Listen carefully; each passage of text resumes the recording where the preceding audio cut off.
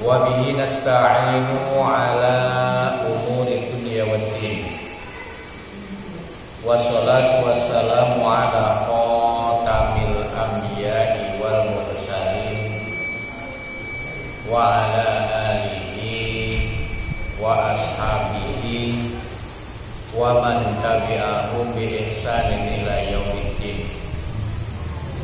Rabbi shrah li sadri wa yassir li amri wahlul 'uqdatam min lisani yafqahu qawli.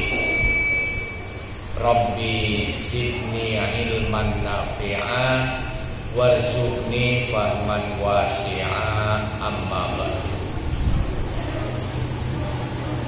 Pertama, marilah kita panjatkan puji syukur kita kehadirat Allah Subhanahu wa taala yang telah melimpahkan rahmat serta hidayahnya kepada kita semua, sehingga pada malam hari ini kita bisa menunaikan kewajiban kita, sholat maghrib berjamaah yang kita lanjutkan dengan belajar bersama. Salawat dan salam semoga tetap selalu terlimpahkan kepada Rasul Muhammad sallallahu alaihi wasallam,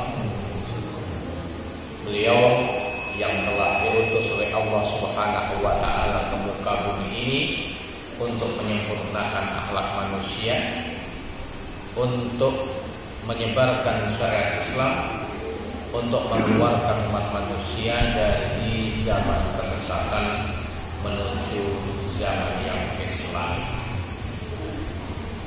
Jamaah yang dimuliakan Allah,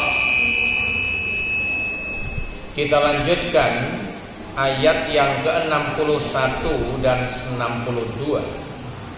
A'udzubillahi minasyaitonirrajim. Bismillahirrahmanirrahim. Wa idza qulna,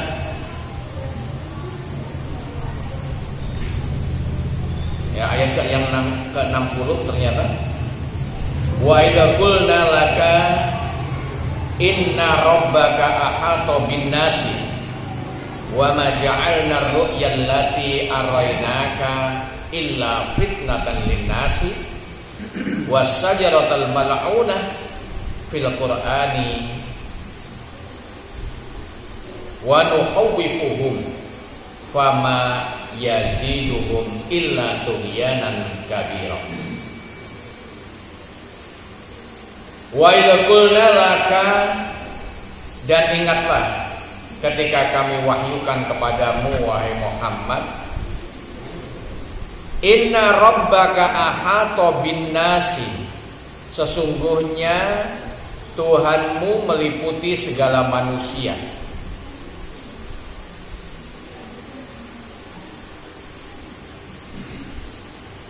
Wa ma ja'alna, ahata bin nasi meliputi segala manusia, wa ma ja'alna ru'yal ladzi araynaka illa fitnatan lin-nasi, dan kami tidak menjadikan mimpi yang telah kami perlihatkan kepadamu melainkan sebagai ujian bagi manusia.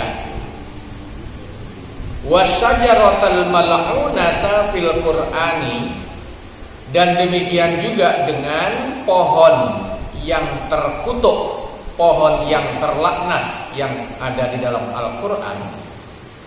Wa nukhawwifuhum, dan kami menakut-nakuti mereka.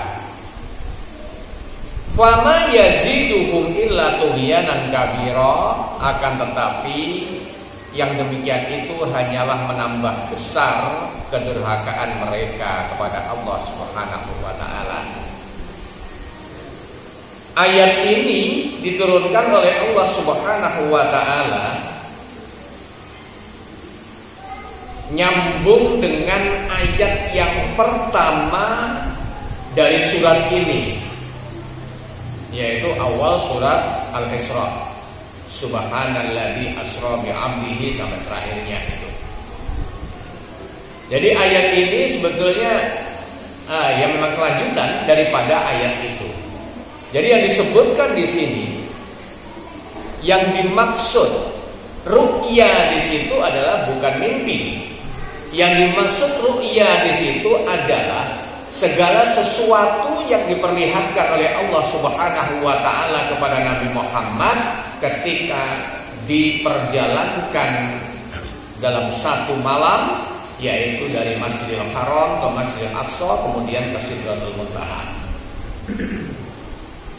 Banyak sekali yang diperlihatkan kepada Rasulullah di situ. Sudah kita bahas dulu ketika awal-awal surat Al-Isra. Banyak sekali yang diperlihatkan kepada Nabi Muhammad. Dan Allah Subhanahu wa taala menyatakan kepada Nabi Muhammad di sini bahwasanya Allah itu melindungi Nabi Muhammad. Allah Subhanahu wa taala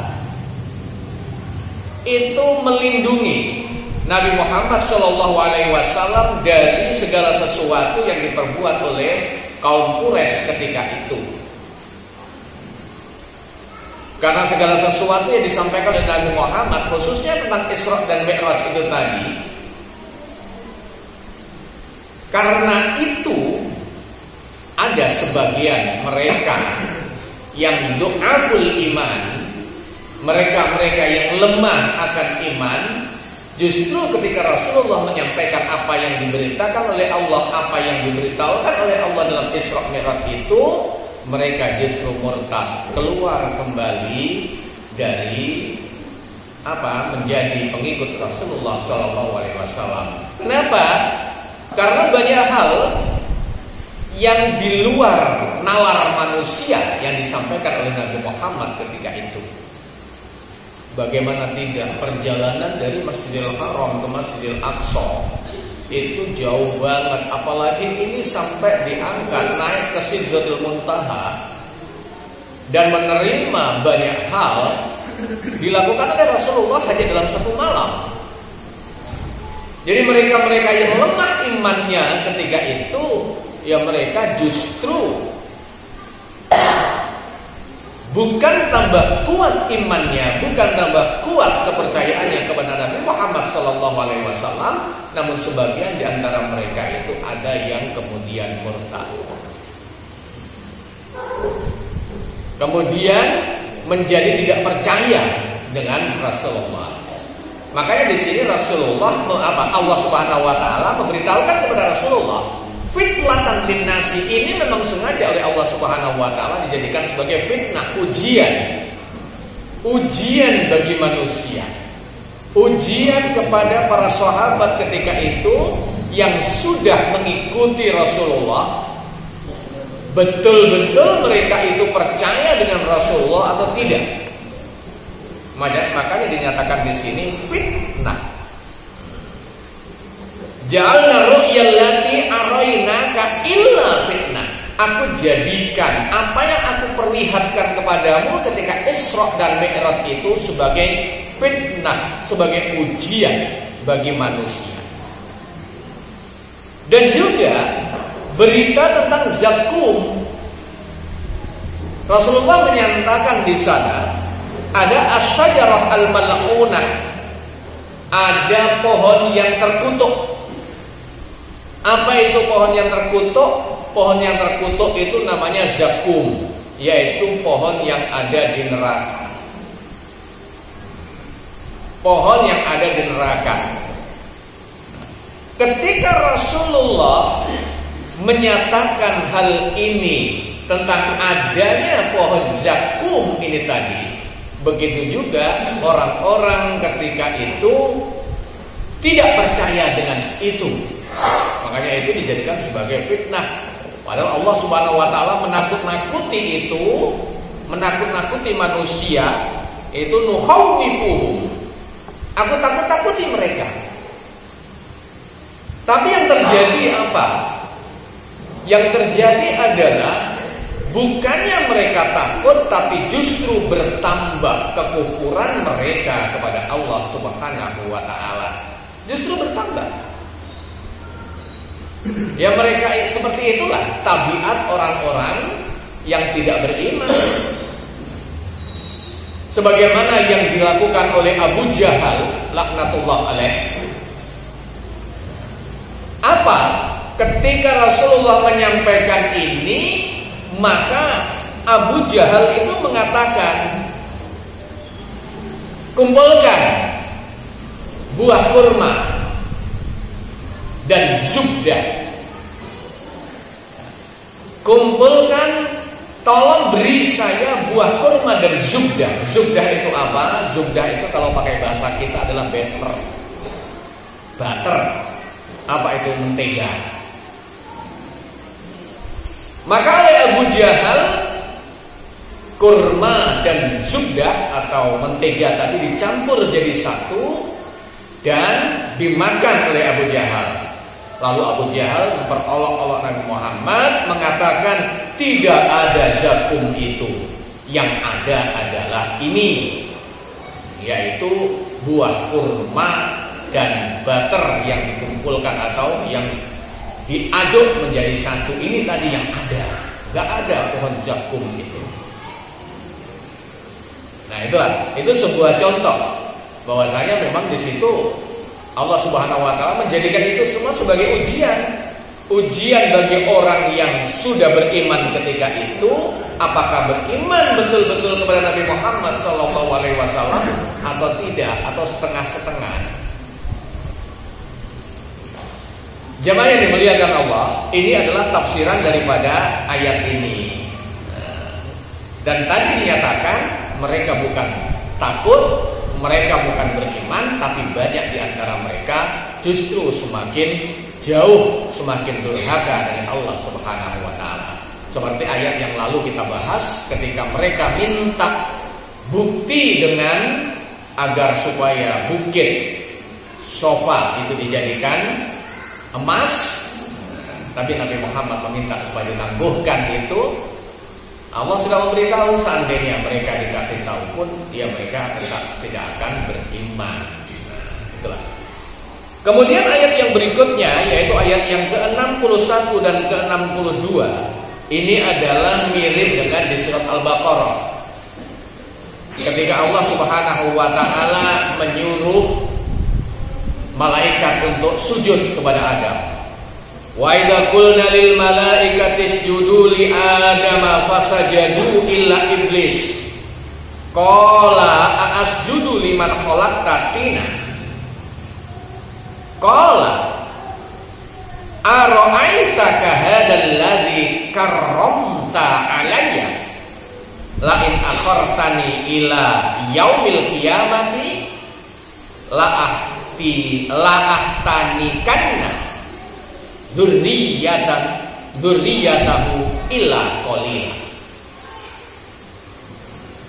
Wa idza qulna lil malaikati isjudu li adama fasajadu illa iblis. Dan ingatlah ketika aku perintahkan kepada para malaikat itu untuk sujud kepada Adam, fasajadu, maka seluruhnya akan bersujud kepada Adam, illa iblis, kecuali satu yang bernama iblis.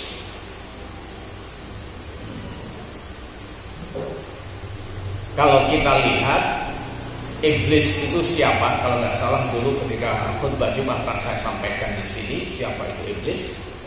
Ya.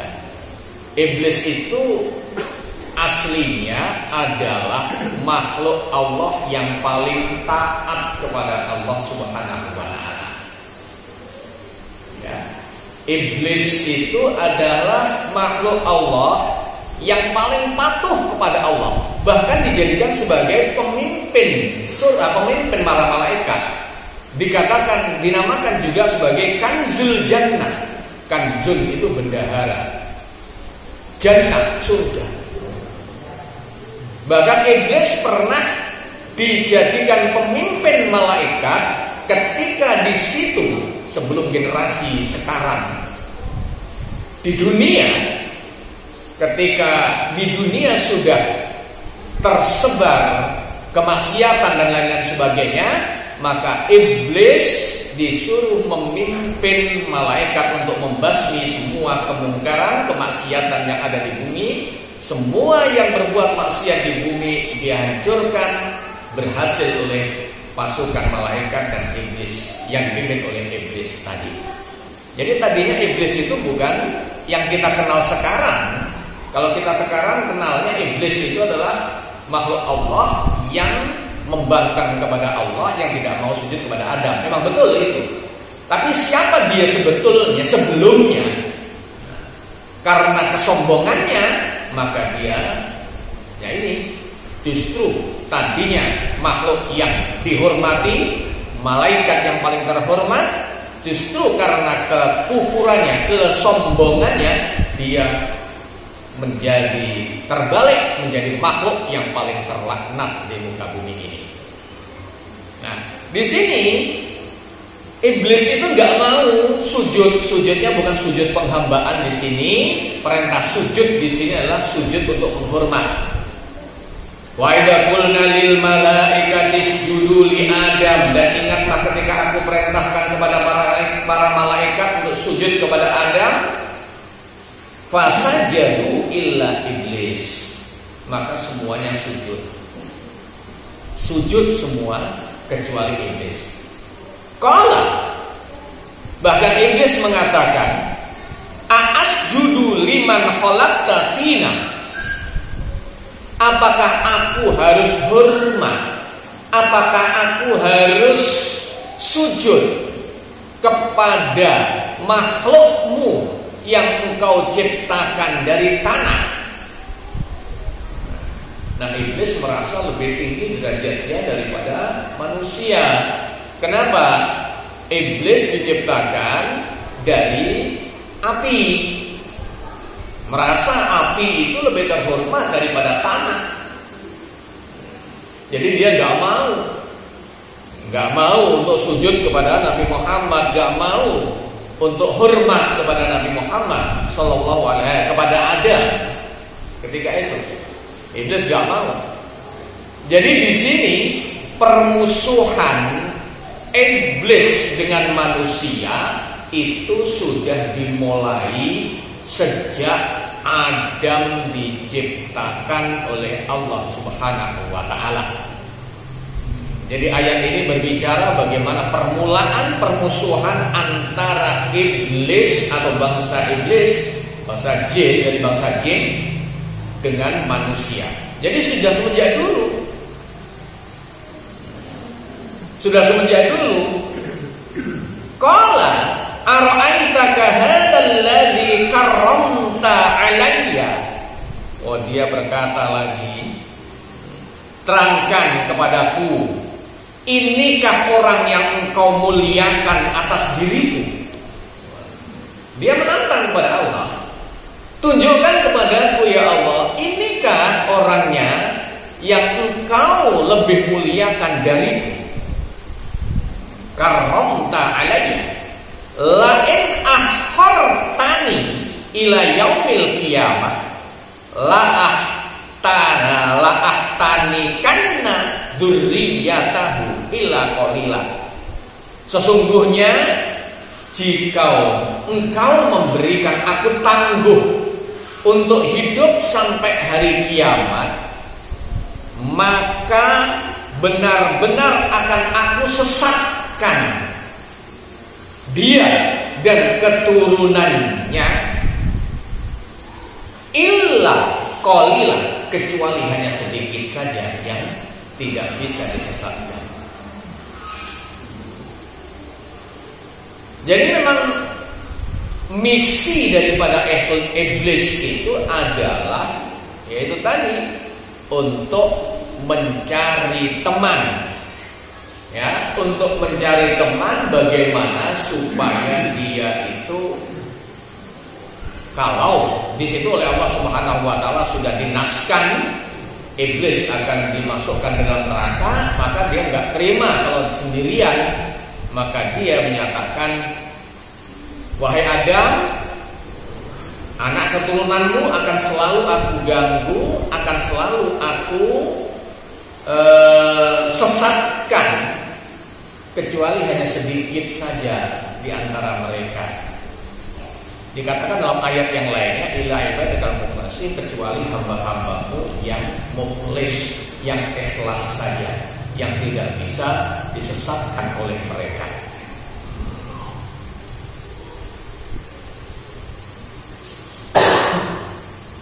Jamaah yang dimuliakan Allah. Lalu ayat berikutnya, ini masih kelanjutannya, ada hubungannya dengan ini. Qala idhab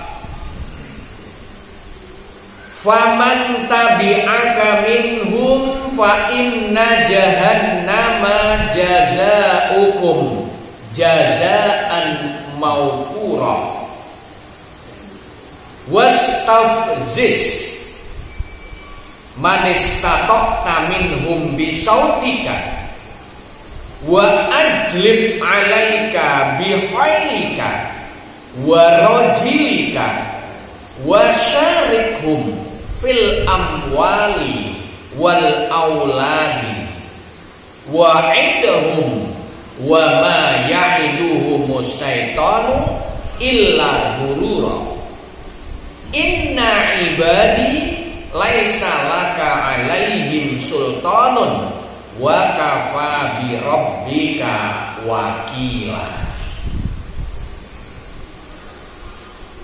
Ketika iblis tadi minta kepada Allah Subhanahu wa ta'ala agar supaya dia diberi kesempatan ditangguhkan hidupnya atau tidak dimatikan sampai hari kiamat, maka oleh Allah diberi izin itu. Makanya Allah berfirman di situ, idhab, pergi sana sudah. Aku izinkan apa yang kamu inginkan tadi itu. Maka di situ Allah Subhanahu wa taala menyatakan, faman tabi'aka minhum, maka barang siapa di antara mereka, yaitu anak cucu Adam, tabi'aka, mengikuti kamu, fa inna jahannama jazaukum jazaan mawfura. Ketahuilah, sesungguhnya jahanam itulah balasannya. Jahanam itulah tempat kembalinya, imbalannya bagi kalian semua, yaitu bagi iblis dan siapa-siapa yang mengikuti iblis.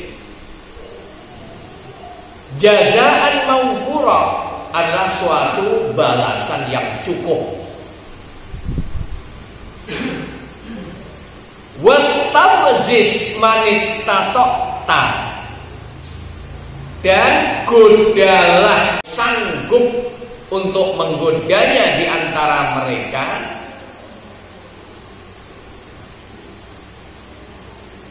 bisautika, dengan suaramu,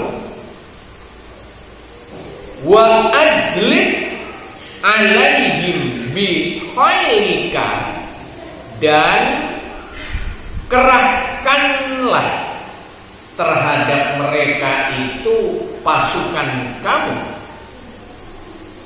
warojilika, baik itu khail yang berkuda, warojilika ataupun pasukan kamu yang berjalan, wasyarikhum fil amwali wal auladi, dan berserikatlah dengan mereka di dalam harta mereka dan juga di dalam anak-anak mereka. Wa'idhum, dan berilah janji kepada mereka. Wa ma ya'iduhumus syaitanu illa ghurura, ketahuilah sesungguhnya syaitan itu tidak memberi janji melainkan hanya tipuan belaka. Inna ibadi laisa laka alaihim sultan, ketahuilah sesungguhnya hamba-hambaku kamu tidak bisa berkuasa atas mereka. Wa kafa bi rabbika wakila, dan cukuplah dengan Tuhanmu sebagai penjaga. Jamaah yang dimuliakan Allah, di sini jelas Allah Subhanahu wa taala menyatakan idhab, artinya pergi, aku berikan, aku izinkan, aku beri tangguh kamu untuk hidup sampai hari kiamat. Fa innaka minal mundorina ila yaumil waqtil maklum. Begitu dalam surat yang lainnya, surat Al-Hijr ayat yang ke-37 dan 38. Di situ Allah berfirman, fa innaka minal mundorin, kamu termasuk termasuk makhluk Allah yang ditangguhkan ila yaumil waqtil maklum, yaitu sampai hari yang ditentukan, yaitu hari kiamat. Summa a'adahu man ittaba'ahu min dzurriyyati Adam jahannam. Kemudian Allah Subhanahu wa taala memberi janji di situ, barang siapa yang mengikuti setan, maka balasannya adalah neraka jahanam. Kemudian kelanjutannya adalah wastabzis man istata'ta minhum bisautika. Bisautika, dengan suaramu. Nah, ini para ahli tafsir berbeda-beda dalam menafsirkan suara, apa yang dimaksud dengan suara di situ. Ada yang menafsirkan yang dimaksud dengan suara di situ adalah lagu-lagu. Makanya ada ulama yang mengharamkan kita mendengarkan lagu-lagu. Ada yang mengartikan, menafsirkan yang dimaksud suara di situ tidak hanya lagu-lagu, tapi segala sesuatu yang menyebabkan orang untuk lalai terhadap kewajibannya kepada Allah Subhanahu wa taala, itu juga termasuk yang dimaksud dengan suara itu tadi. Dan pendapat ulama lebih cenderung, lebih kuat kepada pendapat yang kedua tadi. Jadi yang dimaksud saut di situ, suara di situ, tidak hanya lagu-lagu saja. Yang penting segala sesuatu yang bisa menyebabkan manusia itu lalai, lengah dari ingat kepada Allah Subhanahu wa taala, ini termasuk suara daripada setan, suara daripada iblis. Ya, termasuk lagu juga. Lagu itu kan begitu, apalagi lagu-lagu sekarang. Lagu-lagu sekarang kan cenderungnya kepada hal-hal yang tidak pantas. Ya, lagu-lagu yang gak berbobot sama sekali. Kalau lagu-lagu zaman dulu masih banyak yang berbobot. Lagu-lagu sekarang kebanyakan lagu-lagu cengeng, lagu-lagu yang Masya Allah mengandung syahwat di dalamnya, baik itu dari suaranya, apalagi kalau yang menyanyi adalah wanita, bibu wanita, Masya Allah, suaranya dibuat-buat supaya merusak manusia di situ. Jamaah yang dimuliakan Allah, itu yang dimaksud dengan suara, bisautika. Wastabzis min man istata'ta minhum bisautika, dan ganggulah dan godalah mereka dan tariklah mereka, bujuklah mereka dengan suaramu. Man istata'ta, siapa saja yang bisa. Wa ajrim alaihim bi khailika wa rajilika, dan tarik mereka, goda mereka dengan khail, dengan pasukan kamu yang berkuda, au rajilika, atau juga pasukan kamu yang berjalan kaki. Jadi di situ dinyatakan pasukan setan, pasukan iblis, pasukan dari bangsa jin itu ada yang berkuda, juga ada yang berjalan kaki. Dan perlu kita ingat jumlah mereka itu banyak sekali. Ya, banyak sekali.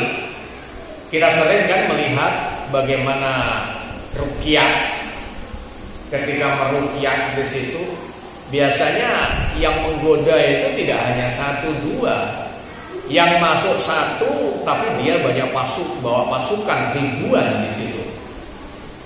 Jadi itu betul-betul itu memang jinnya yang ada di dalam itu tidak hanya sendirian, punya pasukan. Yang muncul itu hanya pemimpinnya saja. Apalagi mereka-mereka yang memang berniat untuk bersekutu dengan bangsa jin, ya seperti mereka yang cari belajar kanuragan, kekebalan, kemudian ilmu pelet atau susu dan lain-lain sebagainya. Itu yang masuk ke dalam tubuh itu nggak hanya satu, itu pasukan yang banyak sampai ribuan itu yang masuk. Semakin banyak yang masuk ya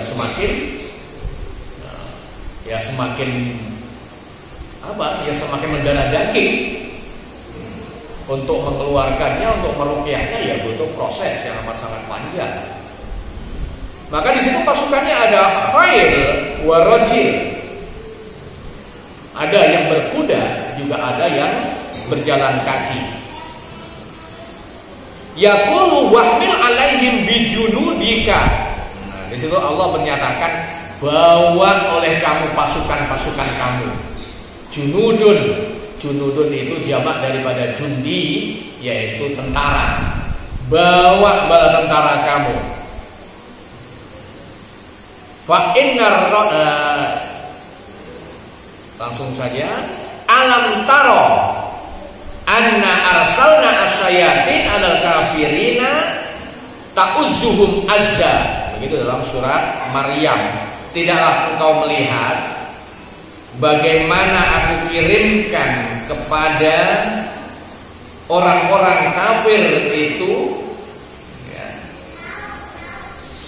kepada orang-orang kafir itu untuk menggoda mereka berbuat maksiat dengan sungguh-sungguh. Jadi di situ pasukan telah mengirim setan-setan yang berupa pasukan, tidak hanya sendiri di situ. Wa ajlib alaihim bi khailika wa rajulika wa syarikhum fil amwali wal auladi. Syarik, bersekutulah mereka dengan mereka, fil amwal, dalam harta benda mereka. Qala Ibnu Abbas wa Mujahid huwa ma amarahum bihi min infaqi al amwal fi ma'asillah. Yang dimaksud berserikat dalam harta dikatakan oleh Ibnu Abbas dan Mujahid adalah godalah mereka untuk menginfakkan harta mereka di jalan kemaksiatan. Godalah mereka untuk mengeluarkan harta benda mereka di jalan kemaksiatan. Apa jalan kemaksiatan? Banyak. Maksiat itu artinya tidak patuh kepada Allah Subhanahu wa taala, yaitu di jalan yang diharamkan oleh Allah Subhanahu wa taala. Baik itu perjudian, baik itu uang riswah. Nah, ini di dalam kehidupan kita ini kan riswah ini, masya Allah. Uang riswah itu kalau pakai bahasa kita itu biasanya disederhanakan menjadi uang terima kasih. Biasanya disederhanakan, padahal ya sama saja. Bahasa kasarnya adalah riswah. Riswah itu uang sogok, suap. Kalau nyuapi anak nggak apa-apa, ya. Tapi kalau nyuap untuk itu macam-macam lah, baik itu pekerjaan atau perkara macam-macam. Kalau sudah pakai yang namanya riswah, nah ini setan ini, iblis ini, makanya Allah memerintahkan wasyarikhum fil amwal. Syarikhum fil amwal, bersekutulah dengan mereka dalam harta benda. termasuk riba. Riba itu apa? Riba itu, Masya Allah, riba itu adalah azyadah fil mal, tambahan dalam harta benda. Bahkan tentang riba ini Rasulullah ditunjukkan oleh Allah Subhanahu wa taala ketika Isra Mi'raj. Dulu pernah kami sampaikan, ketika Isra Mi'raj Rasulullah itu melihat ada segerombolan orang yang perutnya buncit, besar, yang gak bisa berdiri, ditaruh di pinggir neraka jahanam, diinjak-injak oleh Fir'aun dan pasukannya yang masuk ke neraka jahanam. Mereka mau berdiri gak bisa, ya, gak bisa. Kenapa? Karena keberatan perutnya tadi itu, karena terlalu berat perutnya. Nah, ini sesuai dengan ayat Al-Quran yang lainnya, alladzina ya'kuluna riba la yakumuna illa kama yakumul ladzi yatakhabbathu syaitanu minal mas. Perumpamaan orang-orang yang memakan harta riba, kelak mereka tidak bisa berdiri kecuali seperti berdirinya orang yang kerasukan setan. Ya, ini tadi ternyata oleh Allah Subhanahu wa taala dinampakkan kepada Nabi Muhammad ketika Isra Mi'raj tadi. Dinampakkan. Jadi pemakan riba nggak bisa berdiri. Jadi bukan di dunia ya.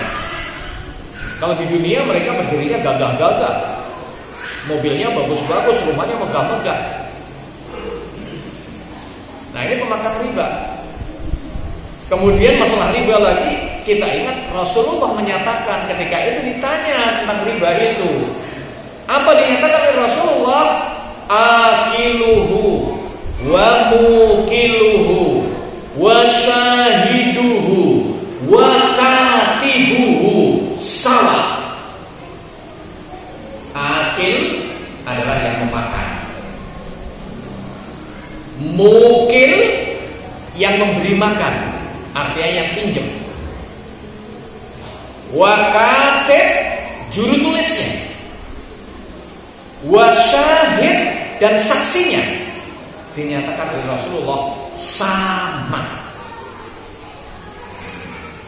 Jadi di situ ayat Al-Quran alladzina ya'kuluna riba tidak hanya kepada yang meminjamkan, tapi yang pinjam, yang minjam, yang nulis dan saksinya sama semuanya dosanya. Memang berat. Ya, masalah riba itu memang berat. Ya, ngeri dosanya. Nah, sementara kehidupan kita, masyarakat sekarang hampir-hampir bersenggolan dengan riba. Hampir semuanya bersenggolan dengan riba. Untuk apa-apa, butuh modal pinjam ke riba. Ya, butuh ini dan lain sebagainya. Mau beli ini pakainya kredit. Lo kredit apa nggak boleh? Oh boleh. Ada kredit yang syar'i. Karena dalam jual beli itu ada dua macam, cash dan carry. Bukan carry yang belakangan. Boleh bayar tunda, tangguh boleh, cash tidak boleh. Cuman dalam Islam boleh itu. Cuman bedanya, kalau kredit dalam Islam yang syar'i itu, satu, tidak ada yang namanya penalti, tidak ada denda, tidak ada sita, dan banyak itu syarat-syaratnya itu. Kalau yang non syar'i kan terlambat 1 bulan ya denda, jatuh tempo denda, begitu denda. ada, yang satu tidak ada denda. Nah, itulah. Kok lari ke sana akhirnya? Nah ini wasyarikum fil amwal. Jadi dalam mengeluarkan harta tadi, godalah mereka agar supaya mengeluarkan harta untuk kemaksiatan, untuk tidak taat kepada Allah Subhanahu wa taala. Kemudian wal aulad, dan juga syarikum fil aulad. Bersekutulah mereka, bersekutulah kamu dengan mereka dalam anak keturunan mereka. Apa yang dimaksud aulad ini? Para mufassir juga berbeda-beda pendapat menafsirkan. Qala al-Aufi an Ibni Abbas wa Mujahid wa Dhahak, yakni auladus zina. Di sini al-Aufi, Ibnu Abbas, Mujahid, Dhahak, ini nama ulama zaman dulu semua. Ibnu Abbas itu adalah sahabat. Yang dimaksud aulad, syarikum fil aulad adalah anak-anak hasil perzinaan. Anak yang hasil dari perzinaan, itu dikatakan oleh mereka seperti itu.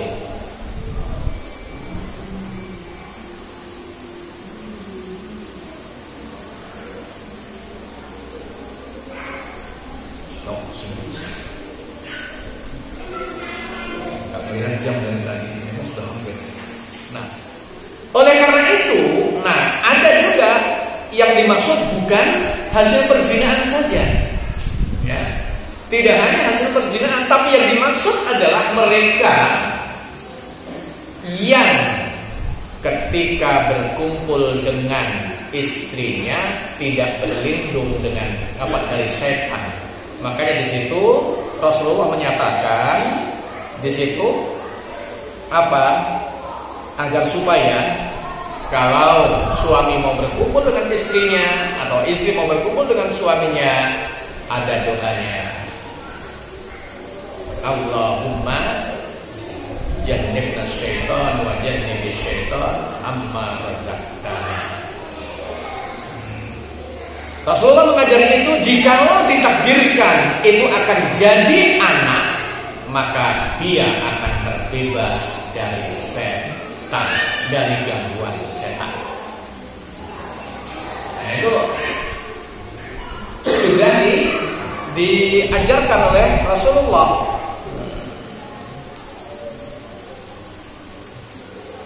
Allahumma jannibna syaitan wa jannibi syaitan amma razaqtana.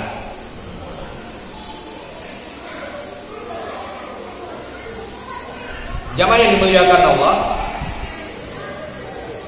Nah ini Allahumma jannibna syaitan wa jannibi syaitan ma razaqtana fa innahu in ma walad fi dzalika lam yadurruhu asyaiton abadan. Lam yadurruhu syaiton abadan. Setan enggak bisa membahayakan dia selama-lamanya. Maka ya jangan asal tancap saja, ya berdoalah terlebih dahulu. Berdoalah terlebih dahulu. Karena kita tentunya tidak ingin anak keturunan kita ada campur tangan setan di dalamnya. Ini yang bisa kami sampaikan pada malam hari ini. Banyak kekurangan di dalamnya, kami mohon maaf. Billahi wa taufiq. Wassalamualaikum warahmatullahi wabarakatuh.